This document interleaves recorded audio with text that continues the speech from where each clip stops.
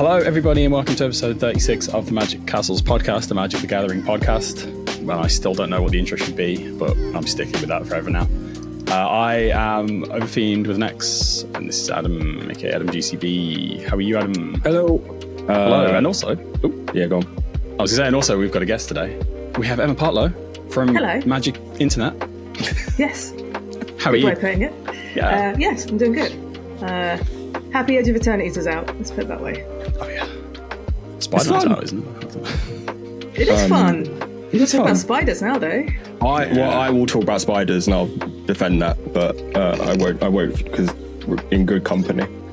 You're too polite. It just sucks as someone who's basically from all the universes beyond sets I don't care about. I've just been sitting here politely nodding and being like, good for her. And then so it was like Spider-Man, it's like the Adam set. Everyone's like, I don't want to talk about Spider-Man. I'll be like, oh, okay. You have been good. Everyone got to have their fun. You have been good. You haven't complained, I don't think. I haven't complained. Like, yeah, literally, I'm like, hey, I can't give a fuck about Lord of the Rings or Final Fantasy. But like, I'm glad everyone's had, great time with it. And then it's like, yeah, my set rolls around. Everyone's like, I don't want to talk about this right now. I'm like, oh, okay. It has led to some really... It is really bad timing. It's led to some really funny moments in games where somebody will play a really common Lord of the Rings card that everyone knows, and you're like, oh, what does this do? I've never seen this in my life. Yeah. I don't know what anyone do. Like you're in the latest gameplay episode with Jay, who's playing purely Final Fantasy cards, didn't know what 95% of his deck did. And that's also just the problem with Commander right now, right? It's what is doing that. Like, Jay making Titan like 8 times in a row. So I have no idea what's going on. But I'm here for a good time, and that's what matters. And speaking of good times, it would be a real good time if you would click the like button and subscribe and all those things. Nice segue. Hell yeah. Well done. Yeah, it helps out a lot. Lets you know that you like what we do, all that normal stuff. So if you could please leave us a comment as well, that'd be great. We've got a lot to talk about today, so we want some nice, polite discussion in the comments, please. That'd be fantastic. Our fans are fans. I hate saying that. The people who watch our videos are normally polite and nice, so hopefully that's we don't get too much nonsense. Nah, just shorts. Yeah, shorts is a wild wasteland. Housekeeping gameplay episode 5 is out now. That came out last Thursday. So if you haven't had a chance to watch that yet, please do. Shorts will be incoming shortly, so you'll get it all over your feed soon enough. And merch, I've forgotten what our store's called. Why are you saying that? I will say that the new episode is gearing up to be the most viewed. It's close. It's third place already with no shorts. So yes, okay. Kingmaker-shop.44.com is where you can go to get all your lovely Kingmaker and the Magic Castles merch that may or may not be approved by Disney. That's still up then. That's still up. Haven't had a letter yet, cool. So that's still up. Excellent. So please do. Orders. Some orders were made last week, and I can now. It's weird. I can like see stuff arriving at people's like homes, which is kind of creepy. But it's nice to see that merch has been ordered is now being delivered. And then we are recording this on Wednesday, a day before this goes live. This is because.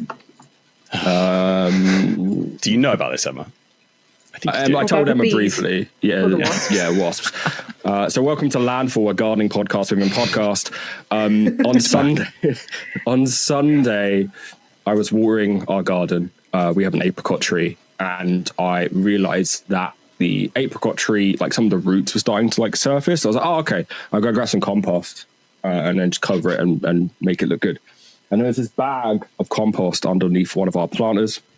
Bearing in mind, this is a planter like which I frequent on a daily basis because where like my chilies are, and so I go there to like check up on them and stuff. But there's been a bag of compost there. It's probably been there for about 6 months, a while, a really long time. And then I grabbed it, and then instantly something pricked me, and I was like, "Oh no, what's like in it?" And then before I could think about what had pricked me, another thing pricked me. And then suddenly I was covered in wasps. but like silent. Like, you know how like cartoons dictate a swarm of wasps having like a buzzing noise? These things moved completely dead silently, and it was horrendous, and it was the scariest fucking thing I've ever had in my life. So yeah, I've been stung on my arm, both my arms, my hands, my ankle, my back, which is a really fun time. I was also just spraying myself with the hose because I was like, I need to get these things off me immediately. And then I got a dog who's like running around in the garden whilst I'm being attacked by a swarm of wasps, which was fun. So I had to kick her back in the house. Did literally kick her, Jesus Christ. Had to move her back into the house and then deal with that. So that was fun. I just felt like full of wasp venom and very sick for the last couple of days. And then pest control came round yesterday or day before. And basically what had happened was that entire bag of compost was a wasp's nest. So I just grabbed it and ripped open a wasp's nest. And then they just flew at me. So they were very angry. But it was literally like, and I'm annoyed that we don't do shorts for the podcast anymore because Tom would have fun with this. It was like being hit with like Call of Duty hit markers. It was like, like just all over my body constantly. It was horrible. So that's why we're recording late. And I'm thankful for Emma for joining us randomly on a Wednesday afternoon. Because we were like, oh yeah, we should do this like on Sunday or Monday or Tuesday, and then we've had to push it back because I've just been feeling like dog shit. So yeah, that's why this is late for us, but it should be on time for you guys. If not, it'll be on Friday. It's fine. The message I got was so hilarious. I think I just said I've been covered by like I fought wasps or something. It was something along those lines. Yeah, I'm trying to find. No, I was high because I was just on so many painkillers as well. Because it was Your body's fighting like all the bee stings as well. Like. Yeah, it was like the most pain I've ever been in. And then like it was all night. Like it would just the stings that would hurt would change because my body's obviously like there's only so many pain signals that can run to my brain at any given time. So it'd be like, oh, my ankle hurts now. Oh, my back hurts now. So it'd be like trying to guess where the pain's coming from. The message I got was you replied to something I posted. You said, sick, yes, nice. Okay, so I've just been stung by a wasp nest like 8 to 10 times. The fact that you were like, all right, what you said was good, but... Yeah. And we were quite lucky it was only 8. Because I think if it's 10, you have to go in A&E because it's like you start to move into like... you're basically moving into shock territory, which I was probably already in, to be fair. I was like shaking and I was like a mess. Horrendous. So yeah, don't leave bags of compost in the garden, especially in cool, dry places, because wasps will move in. And they're still there. So I imagine you're looking out the window. Oh no, seriously, I'm there like... So pest control flooded the bag, killed the nest, confirmed they killed the queen. But this was like thousands, killed the fucking queen. But this was like thousands of wasps. So they're still there, and I'm just like spraying it down with a hose to try to keep the area damp so they move off. But yeah, it's been... I don't understand also like... That is by a plant that I go to every day. My dogs are idiots and sniff everything and leave treats and stuff there all the time. I don't understand how like I was the one that like kicked it off. Like wasps and bee nests tend to be pretty harmless unless you're actually touching ripping them open with your bare hands. The house, basically.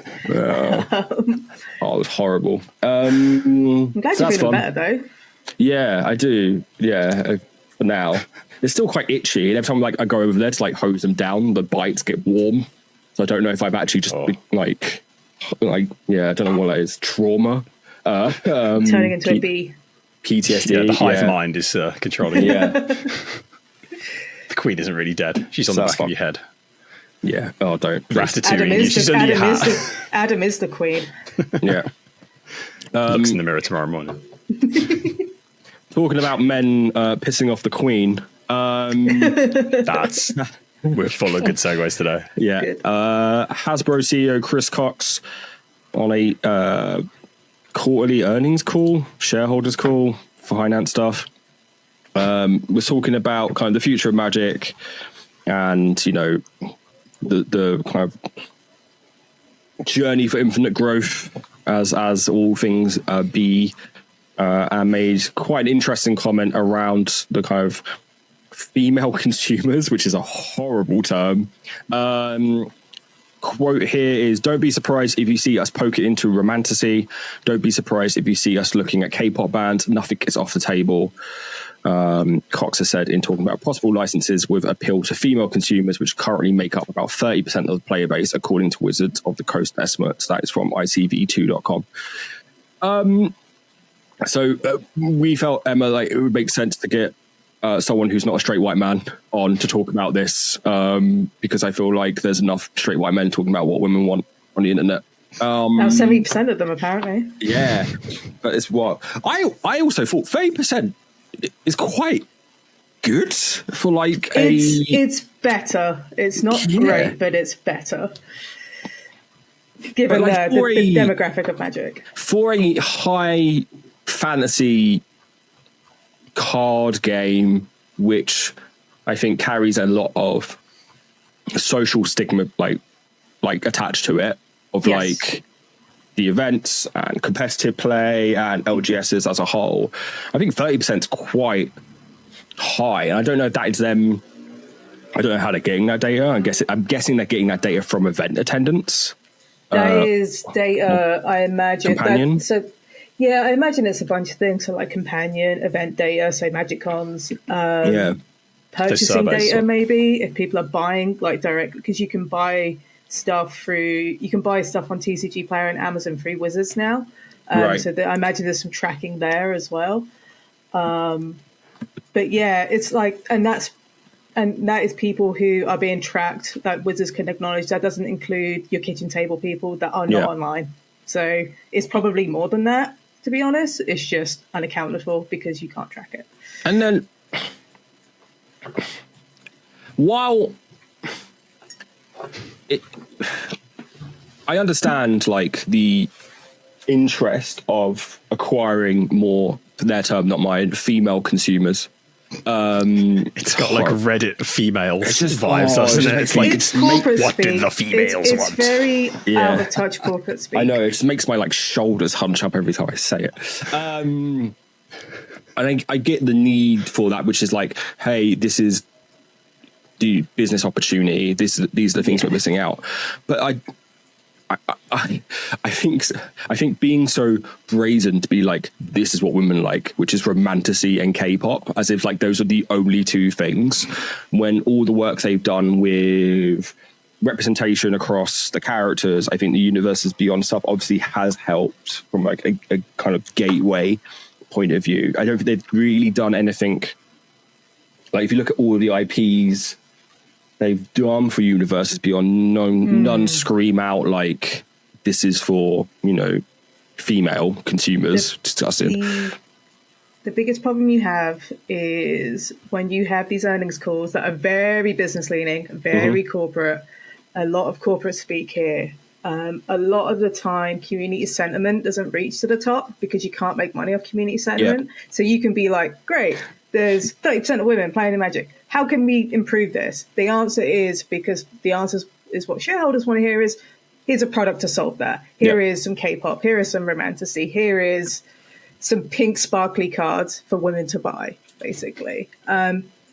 Them going, it's more to do with the fact that we should support our LGSs and WPNs to be more embracing for women in the community. That doesn't translate to shareholders. They can't make money off that, and they don't like that. So at the end of the day, Chris Cox has to go, we're going to explore this stuff because it's tangible to them, because it means they might make some money out of it. Sure, it's a bit tone deaf. Sure, it's a bit out of touch.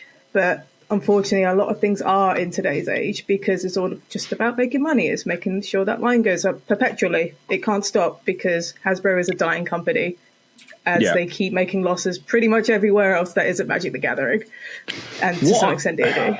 What I don't understand is how they, like, when I was playing in 2013, if you went to like a WMCQ or like a big local PTQ or even like a GP, I would say it was like, it was grim. Like you would be like, it was not good. it was 90. I'll try not to like exaggerate, but I would say it was probably 99% male. Like about right. I would say when I used to go to GPs way before like pandemics and all that stuff, before Magic became what it is today, there was about a dozen women in the room, and there was like 2,000 people at these events. Like I could easily spot the women in the hall, and it was a challenge to find women who played Magic at that point. So going from that to something like a MagicCon, which is a lot more embracing for women and marginalized communities, which is great, and they need to keep growing that. But yeah, there was a point where it was just really, really bad, and I felt like an outlier when I used to go to Grand Prix. And it's that kind of experience that would put a lot of women off from going to these events. It's like, 100%. wow, I just can't be seen. Like, what the hell sort of thing. It's like, am I in the wrong room? Have I come to the wrong event? But now it's a lot more embracing, as I said earlier, just because you have influencers, you have people in the space who are women and from marginalized groups, and they're feeling seen and they feel involved. And that's how you get more women into these things. It's not doing your Barbie flavored Universes Beyond set. It's about embracing community and kind of pushing out the weirdos that make it uncomfortable for people, because Magic's a social game. I don't want to set myself up as like I'm a businessman, because I'm not. But if I was them, I'd be saying, this is what the landscape looked like 10 years ago. This is what it looks like now. This is what we've done. And we've not actually changed our core product in any way, shape or form. And money is up. All we need to do is focus on those intangibles, which we know why they're not doing it, because it's not just a thing that can generate more revenue and money for them. But like for me, that makes more sense, which is like, these are the things that we are doing to make Magic a more inclusive space to all, which includes women. And by doing so, we increase revenue across everything without actually having to change the product or our identity in any way. Because I do think like, if you start going down the road of not so much romantasy or K-pop, but I think if you go to the hard edges of this is for women, like, you know, we're talking, Pink Barbie, you know, Gillette, etc. I do think that opens up criticism from, putting it bluntly, the worst people on the planet. It puts women on a podium, and it doesn't make them feel safe. It's something I said on Blue Sky. It's like, if you have this Magic product that's focused specifically for women, and it's not a good product, or the people don't like the cards, or whatever minute thing that people will blow out of proportion, because people do. It's what social media is. It's what the Magic community is most of the time. It puts women in danger because they didn't ask for this. Hasbro wanted it. So it puts them in danger immediately, which creates another issue with the whole community thing, because women want to feel safe playing Magic in the community. They don't want to feel threatened. They don't want to feel targeted. And having this product, while there's clear business intentions, I don't necessarily disagree from a business standpoint, but from a community standpoint, it's going to make a lot of women feel isolated and feel targeted for no real reason. That's what I was going to say. Like, if they were like, you know, the next set is BTS, then you're going to get a huge percentage of the player base with their pitchforks and their flaming torches. You know, it's like, if you want to engage with women in Magic, you don't make Magic products. You work with companies that sell products that cater to women. So makeup, Magic branded makeup would sell by the millions, because there isn't anything like that in the space, because most of the collaborations with companies are male adjacent, because that's the biggest demographic for Magic.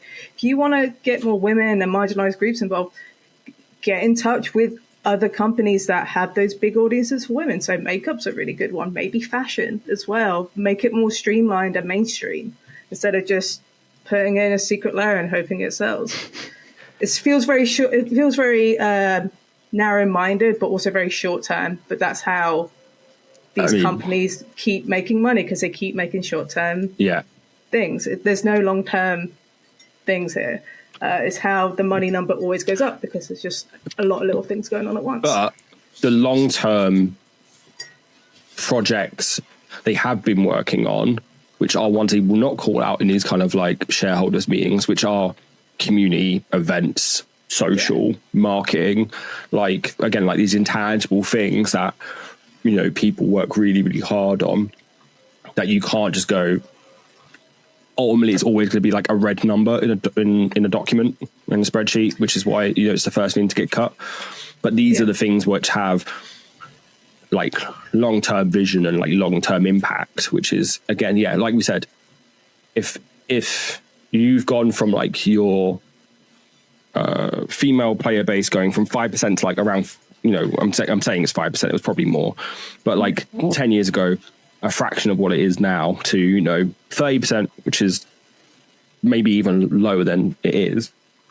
And you've done nothing with product really to invoke that. Why are you not looking at the things that you've done to change those things? So Bloomburrow is a fantastic example of how to get women into Magic. I know a lot of women that got into Magic because the animals are really cute. It's a very simple premise that isn't overbearing on women themselves. You're not making it just for them. Men can like it too. And it's just this audience that has just really cute animals. And I know a lot of women that got into Bloomburrow and Magic because of that style of set. That's the kind of stuff you need to be doing. But the problem is with something like Hasbro, with the way, especially how they've done Monopoly over the years, it's basically like a tick box exercise, like what flavor of Monopoly can we do this week to hit XYZ audiences? That's kind of happening in Magic, is my suspicion, because it's like, cool, we have the male demographic down. What about women? Okay, what about this? What about this? We need to do Magic sets to compensate XYZ. And it feels very similar to that. And I'm going to ask you a question, Adam. How's Monopoly doing these days? Apart from Monopoly Go, not very good. Monopoly Go is making money over fist.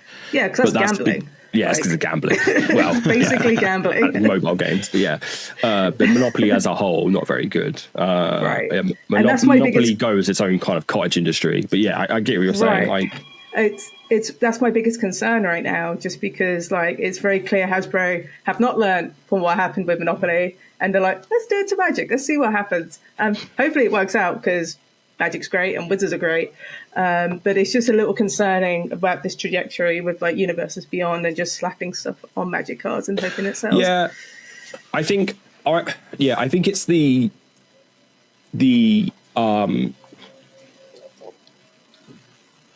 combo of Universes Beyond and Secret Lairs having the opportunity to do like 5-card things means there's so much less restraint, right?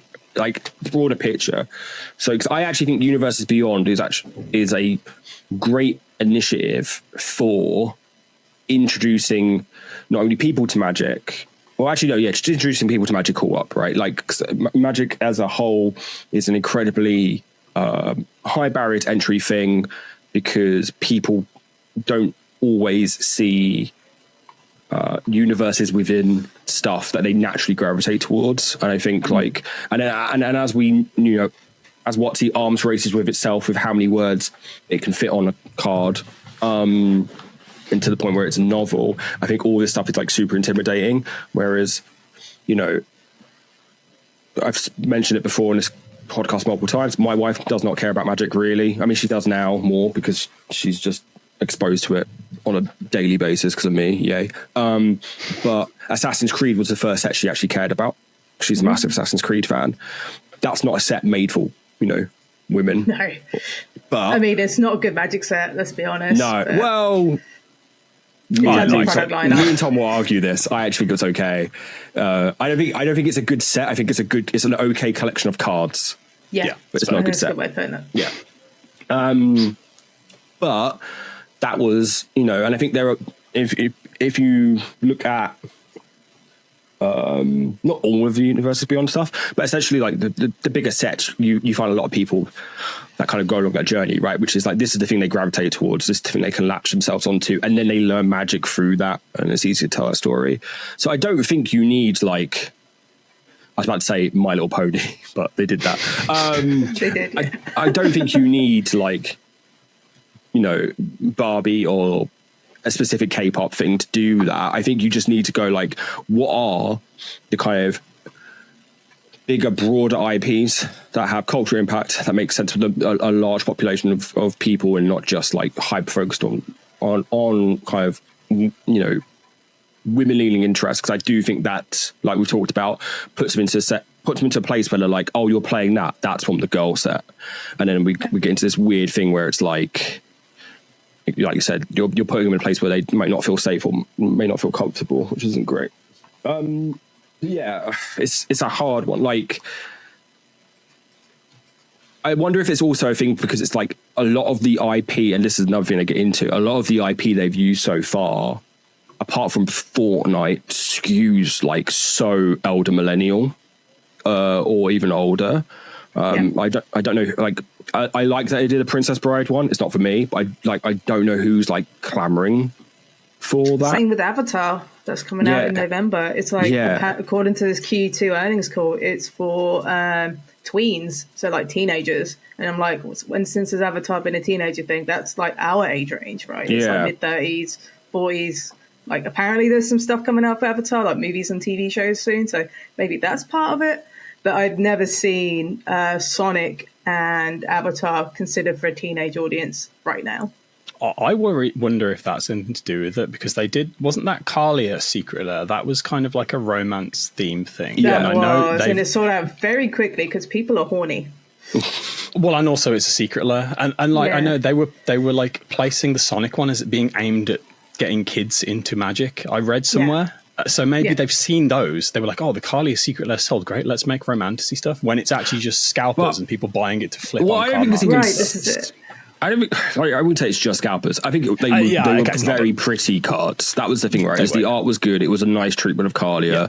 It was a bit horny. That's fine. But like, they're like, it must be because, you know, in my head, I'm like, they're reading the room wrong. Yeah. It's like, actually, if you just make good stuff, everyone enjoys it and everyone moves forward, and you don't need to like hyper target like your audiences like that. But like, what if they're like the Sonic Secret Lair sold out immediately? Children must want to play Magic, where I doubt a single child bought that. The thing is, I wonder about that. Are kids aware of what the Secret Lair is and where to buy it? No. But you also have to be like, isn't Secret Lair age gated? Do you need a Wizards account, right? Yeah. It's just like, it's for teenagers, which is great, but it's like, if your teenagers aren't into Magic, are they going to see the Sonic Secret Lair maybe on Sonic socials? I don't know. It just feels like a hard push just to get like teenagers that aren't embedded into Magic to buy this thing. That's the kind of thing that you want as like a starter kit, like at WPN stores or something. Like, I don't know. I mean, this is a wider conversation about like monoculture and the fact that like no IP is like its own thing anymore anyway. Because if you like, what are like teenagers watching? It's not Sonic. It's not like, it's probably nothing that we can call out. It's definitely not Avatar. It's not SpongeBob. So like, what are the things they can actually harness? And the other thing as well is like, if you're a license holder, Magic is actually an interesting one, because you're like, it's the thing that we spoke about with Assassin's Creed a lot, which was, we don't know what the deal was. Like, you know, with the Beyond boosters, which they haven't revisited since. Like, did Ubisoft have bigger expectations for it, or was it like, you know, was it meant to be a full blown set, or was it meant to be more like an insert thing? We don't know. So I think not only do we not know, sorry, I've just lost myself. What I try to get at was the licenses we are seeing right now, especially the Paramount ones, because Paramount doesn't give a fuck licenses, are the ones that are cheap, right? Avatar, SpongeBob, we talked about Turtles. Like, you know, you could go out today and buy a Turtles license because they're just so fucking cheap that Paramount doesn't care. So it's like, actually, what are the licenses for those teenagers that are around right now, which are cheap enough for WOTC to buy? Because I think WOTC are scared about buying into licenses that are super expensive, which is why, you know, I still think it's lucky Lord of the Rings and Final Fantasy ever happened, because those licenses are super expensive. I mean, Lord of the Rings books, not so much as the movies, but yeah, it is interesting to see what could be like if they are aiming at teens, what is that beyond just what a Hasbro CEO's grown adult son was watching 15 years ago and thinking, oh, that's teenagers. Also, it's hard because Wizards develop these sets like 2 years in advance. So what teenagers like now might be different in 2 years. And then you have this product that's largely redundant and just missing the mark. Yeah, like the only things I can think of where I'm like, that is aimed at kind of, and even these 3 are probably too late, which is Minecraft. Minecraft would be a good one. Five Nights at Freddy's. Yep. And then if they ever do this, I think I will quit Magic, which would be Skibbity Toilet. They've got to wait for the movie for that. I think I would quit Magic. Or I think I'd rule 0 all of those cards out at any pod. That would be the one that so many of them. That will be the one that like breaks me and jokifies me. Would be someone being like, "This is the Skibbity Toilet cards." I'm like, you need to leave immediately. I don't even think that's a thing anymore. I think they've gone off that. Like, I don't see that anymore. I think that's the other thing as well. I don't think most teens actually watch stuff. I think the things teens are interested in is League of Legends, which Riftbound is going to do really good for, by the way. Yeah. Like, are they playing WoW? I think Wizards could do a WoW IP, maybe. Like Valorant as well, right? Valorant is huge for them. Yeah, League is dwindling. Like it has a hybrid audience, but Valorant is massive for that audience base. A massive thing would be K-pop, if I'm honest. So we've gone full circle. But this is the thing, right? It's not IPs. It's like celebrities and like influencers, and it's like because that's the content they're watching on like phones and stuff. So I should like 3 elder millennials try to work out what teenagers like. So it's giving what's up, fellow kids? Yeah. Hello, fellow children. I know from working on Valorant, right, that it is teenagers. Like it's college down, right? Because I had to moderate all of them in Twitch chat, which was fun. So, but yeah, I think like League has dabbled, or Riot has dabbled with Wizards in the past, obviously with the Arcane Secret Lairs, but I don't think that's going to happen now with Riftbound. No, 100% but then we said that with Disney with Lorcana and Star Wars Unlimited, and I mean that's not exactly the same, but having the Marvel stuff come over here is interesting. So it will be interesting. But yeah, I don't know if they've got the roads available to them to do the targeting of like the younger audience base. They want female consumers, maybe, but I think like how they handle that is going to be super interesting. Yes, but we'll see. But yeah, I think the romance is tragic Secret Lair. Like, just do more of that. Like, just make cool art. Like, I think the Cardia from that Secret Lair is like $80 now. I sold mine way too early. I'm not mad about it. Stop asking me if I'm mad about it. So yeah, but yeah, I think that's the way to do it. And then, like, it's also hard to do that stuff because Magic is a 13+ game. So you have to like tone. Oh, I'm not saying make like full penetration. No, but when they mean like romantasy, a lot of time people just want the really inappropriate stuff. Yeah. No, I'm saying like there's a line to be towed. Yeah, keep it tasteful. They have to toe the line. Like if I'm Final Fantasy. If I've got issues with your like milkmaid sleeves, I'm gonna have issues with your dodgy romantasy art cards for sure. But yeah, circle. The whole statement didn't land well because it just felt like a very, women just like this, so let's do this sort of thing. It was very thoughtless. But also when you talk to shareholders, those comments are very common because that's the kind of thing you need. That's the kind of language you have with like people who like to make lots of money. It is what is the business opportunity? Like, even though this is high, we can do more. It's all they care about. Yeah, it was similar. Like, I've worked on clients, right, which is like they break their audiences down to buckets, and it's like all the male ones are like behavioral tropes, and then it's just women at the end. Like always, it'll be like, you know, hard, like interested in this, like hyper fan, casual fan, like attends this, women, and it's like, okay, like why are we shoehorning them into like one bucket? Yeah. But it happens everywhere. Apparently the average like playing age of a Magic player is 35 for men as well. That's like the demographic. That's going up. Yeah, that's interesting as well. Because Magic's a generational game. There are more older people playing Magic because they just stay in the game longer because there's just enough you can do. But yeah, that bit of information from the earnings call was really interesting to me. And then do you think they're panicking because that is like they're all dying? Well, yeah. Like, you hit 35 and you just fucking drop dead. So old. No, but more from a, like, does that mean they clearly have an issue with younger player acquisition? Probably. I mean, Pokemon is really good with kids. Like, that's your young playing audience for TCGs, right? It's mostly Pokemon. If they can get a hold of the product. No one plays Pokemon anyway, so. I know. People collect it.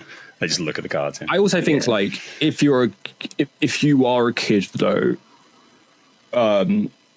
you're, and it's not all about competitive play because I think Pokemon nails it across multiple aspects of the product. But if you are a younger kid, your pathway to how do I become the best at this is super clear with like the junior series, like junior stuff as well. And Magic just doesn't have that really. Like it did. Not anymore. It did, and then suddenly it was like, well, now you're just going to be thrown into the same kind of, you know, bracket as like all the 30-year-olds who are just going to chew you up and toss you out. So like, I wonder if that is a thing they need to look at, which is like, okay, well, how do we actually create a semi-competitive environment for younger players to come in and feel empowered to actually play this at a not a high level, but a reasonably high level for them. Because that's also just like, that's how you get like your Chapins of the world, right? Yeah. You have someone who like starts really, really young and then they become like a figurehead throughout. Stoyer, he played Grand Prix at 14. Yeah. Became a World Magic champion like 8 years later. So. And it's just like, why are we not encouraging that? I do think that's interesting. I do think they've not nailed, and that was always an issue at, even when I was like a TO and a store owner, which was like, it was so hard to get younger players in and then retain them, right? Like F&M runs late. So F&M, like as a event structure, isn't really welcoming to kids and teenagers because they can't stay out until, 10, 11 o'clock playing Magic. It's very rare they're allowed to do that. And then like, all the events are, if you look at the kind of cost of entry to get in, like ticket prices, super high. So what, like that kind of death of like the third space, which is obviously a way bigger kind of cultural discussion, I actually think has massive impact on things like Magic. Yeah. Whereas like, but Pokemon, I think dodges that purely for the fact that it's the biggest media property in the world. And the collectability kind of transcends actually like the game itself, right? They're baseball cards with Pokemon on them, and that you can play a game with at the end of the day. Yeah. But hey, the kids can buy the Sonic Secret Lair instead. I just don't know. I just don't know. It doesn't exist anymore. Missed your chance now. Yeah. I mean, like Sonic is a generational IP. I get that. It is. Like, it's more the Secret Lair thing is the reason. Yeah, it's just like if my nephew, who's a massive Sonic fan, went to my sister, I want this. My sister wouldn't know a Scooby or how to get them. Like, so, and then suddenly she's going to, be paying £400 for them on eBay or whatever they went for.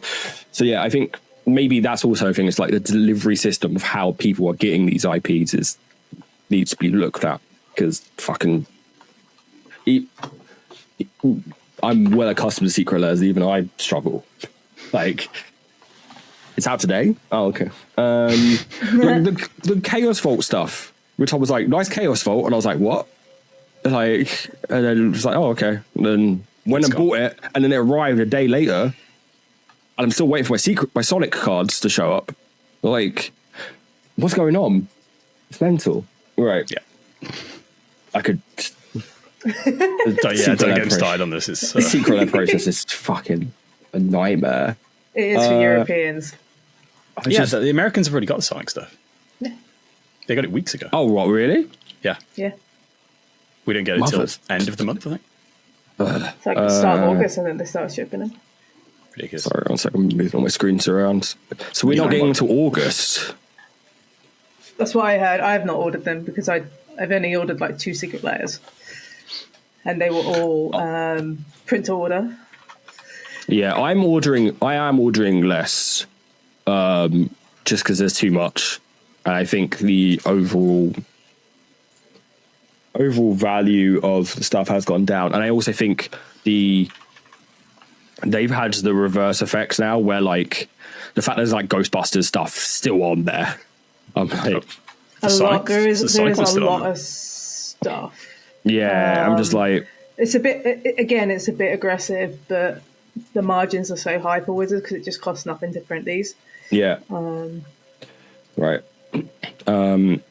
Talking of cards no one wants, moving over to the Sicko Zone Hall of Fame, your home for the wettest, wildest, worst Magic cards in land. I should be better at this by now. We're 36 episodes in.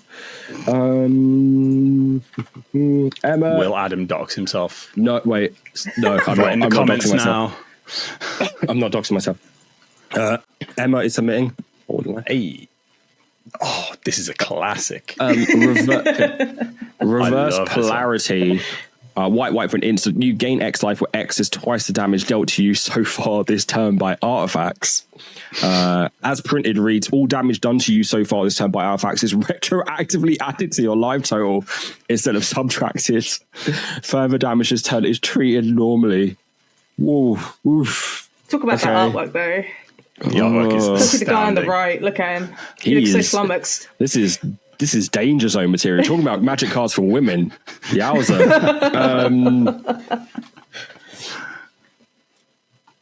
There's a lot going on there. There is a lot going on. There's a lot of muscle as well. What in the a surprising amount of muscle. Liefeld is this? Like, what's going on here? This makes no sense. Okay. But you know what? A flail cannot beat me. Bong. I am a big fan of the words retroactively because that's a nice term for a Magic player to remember. All damage onto you so far by this time by artifacts is retroactively added to your life total instead of subtracted. Further damage this turn is treated normally. Right, okay, so it does...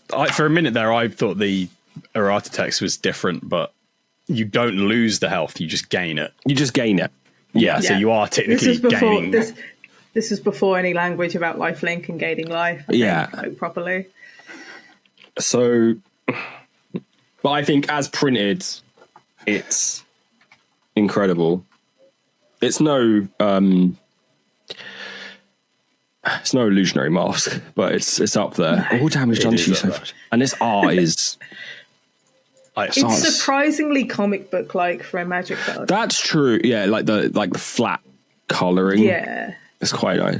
And it's like, you know what? I want 2 topless men fighting. This is... They could be wearing shirts and you would still have the same message. But this guy's hands are massive. And this guy's hands are really small. He does have tiny hands. The guy in the background, his hands are bigger than the guy in the front. I've broken Adam. I've done it. Oh... It's just like the more you look at it, I could never do anything like this. No. Yeah. It's incredible. This is actually one I had thought about doing before, so I'm glad somebody's bought it. Why is his tricep muscle so big? Why is he wearing a skull hat? Yeah. He's got a little like Fu Manchu moustache. And there's a lot going on here. Okay. Also, the guy being hit, he's like, yeah. Yes, this has what we call the big three, which is art, rulings, and errata. It does tick all the boxes. It does tick all the boxes. So that puts it pretty high, I think.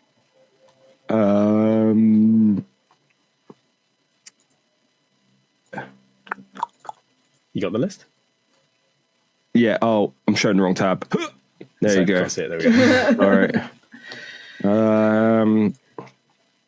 So is it higher than Money Changer? Yes. It's probably higher than Money Changer. We had a discussion last episode that we need to reorder the list. We need to reorder. This is a mess. I need to zoom in as well because it's currently France. Sorry. Our signpost sickos are kind of in weird all over the place. So we need to do an episode where we arrange this, or maybe that's an off-topic video, Tom. Yeah, I think it is. I think is it higher than Piss Sink? Yes. You think it's higher than Pauper? You do have the best card on there, which is Giant Strength. Giant Strength. Yeah, Giant Strength is very good. Yeah, Giant Strength is down here. Yeah, it's the little angry guy. Little angry. Magic cards for women. Yeah, that's what they want. I think it's. I think it's above. It's above Piss Sink. That's just the art.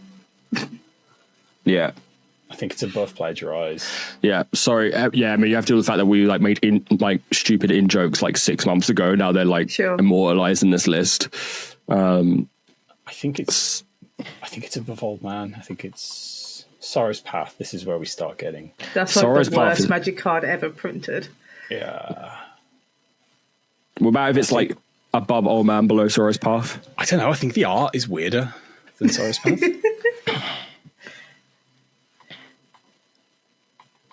No, I think you're right. This is where I start. Sentinel. Oh, it's tough. I can't say this was mine, so I'm not allowed to judge. You've got to take over now because all these are mine. I think it's above Sentinel, below Kobolds.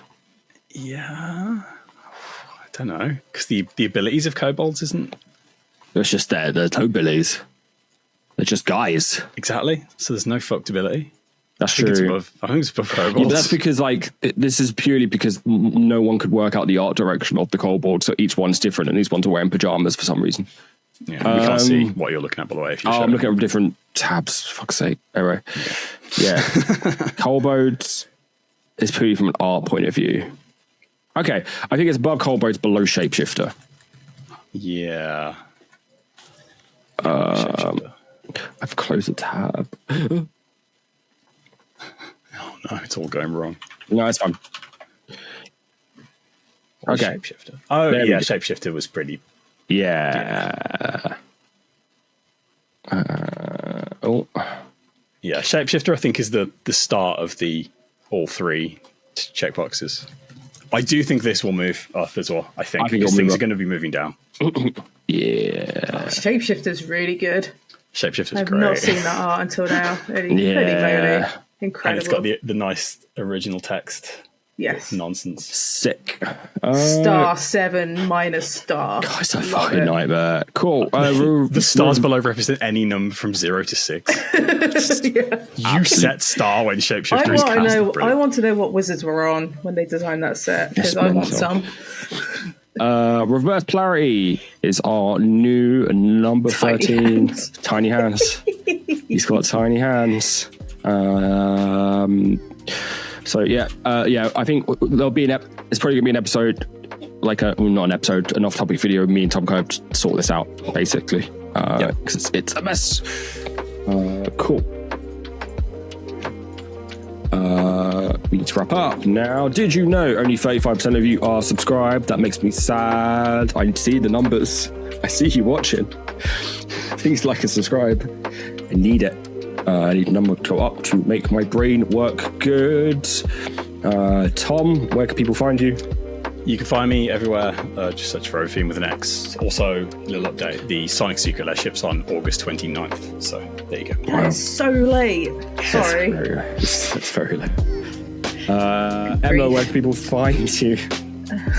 Blue Sky is the best place to find me. Is emmapartlow.com, where I talk about mostly magic. and maybe Front Mission Free, because that's my hyperfixation at the Nice. Kingmaker-shop.44.com, where you can buy our merch. Links down below. Links are down below, including a mug and t-shirt, which is going to force Disney to send Michael Mouse around to my house to break my legs. So please buy that so I can afford the surgery. Maybe they were the one that put the wasp nest in your compost That's bag. true, yeah. It's all saboteur. Sending a message. Social links for the channel below. We will catch you next time. Bye.